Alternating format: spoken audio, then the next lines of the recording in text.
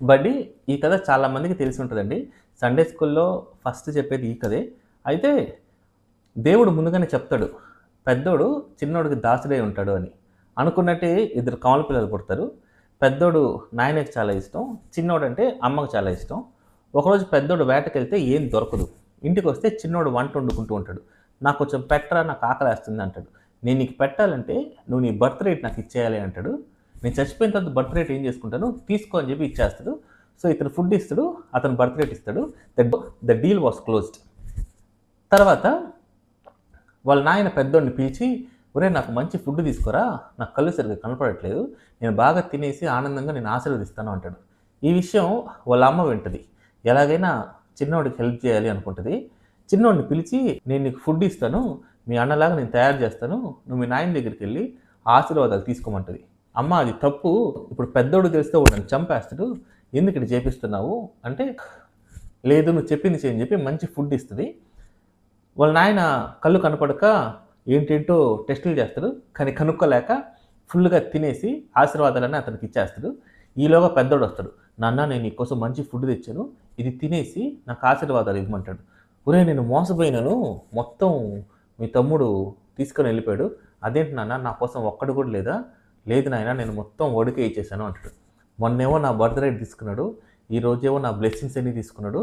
అసలు ఏంది ఈడు" అని చెప్పి పిచ్చి కోపంతో వాడిని చంపేద్దామని బయలుదేరతాడు. ఓడు పరిగెత్తి, పరిగెత్తి, పరిగెత్తి, పరిగెత్తి మొత్తానికి వాళ్ళ మామయ్య ఊరు చేరుకుంటాడు. అక్కడి నుంచి కథ నడుస్తది. పాయింట్ ఏందంటే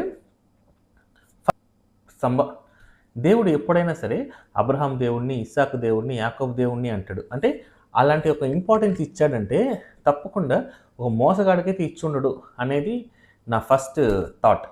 రెండోది జేకబ్ ఆల్రెడీ ఏశావుతో పందెం కాసి గెలిచి ఆ బర్త్ రేట్ తీసుకున్నాడు. సో, లిటరల్‌గా birth rate belongs to Jacob.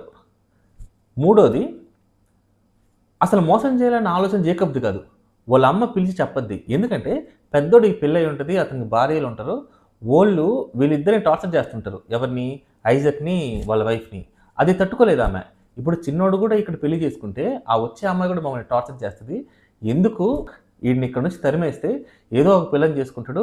వాడు బతకడానికి కొంచెం ఆస్తి ఉంటది అని ఆలోచించి మోసం చేయమని వాళ్ళ అమ్మ చెప్పద్ది తప్ప, అతనికి సొంతంగా ఆలోచన లేదు అనేది మూడో పాయింట్. ఇంకోటేంటంటే సెకండ్ హాఫ్‌లో వాళ్ళ మామ అతన్ని చంపేద్దామని వస్తాడు. అప్పుడు దేవుడు కనపడి సీరియస్‌గా వార్నింగ్ ఇస్తాడు. "నువ్వు గాని వాడి జోలికెళ్తే నేను చంపేస్తాను. జాగ్రత్తగా మాట్లాడు" అని. అతనొచ్చి ఒక షేక్ హ్యాండ్ ఇచ్చి, ఒక హగ్ ఇచ్చి, "ఊరికే వచ్చాను నిన్ను చూడడానికి" అని చెప్పి తిరిగి వెళ్ళిపోతాడు. అంటే దేవుడు ప్రతి క్షణం జేకబ్‌ని కాపాడుకుంటూ ఉన్నాడు. అతను నిజంగా మోసగాడైతే దేవుడు అంత ఆశీర్వదించడు అనేది నా నాలుగో అబ్జర్వేషన్. సో, ఇన్ని చూసుకునిన తర్వాత ఇంతమంది ఇన్ని సంవత్సరాల నుంచి నాకు చెప్పిన తర్వాత కూడా నేను నమ్మేదేంటంటే జేకబ్ అయితే నిజంగా మోసగాడు కాదు. అది కేవలం అతనుకున్న పరిస్థితులు, వాళ్ళ మదరు ఇలాంటి వాటి వల్ల అతను అలా చేయాల్సొచ్చింది తప్పిస్తే బేసిక్‌గా he is a very good man. ఒక రకంగా మొత్తం అందరిలోకి కొంచెం జాలి చూపించాల్సిన వ్యక్తి జేకబ్ అని నాకనిపిస్తది. నేను చెప్పింది కరెక్ట్ కాదు. మీకు వేరే ఏదైనా ఆలోచనలున్నా చెప్పండి.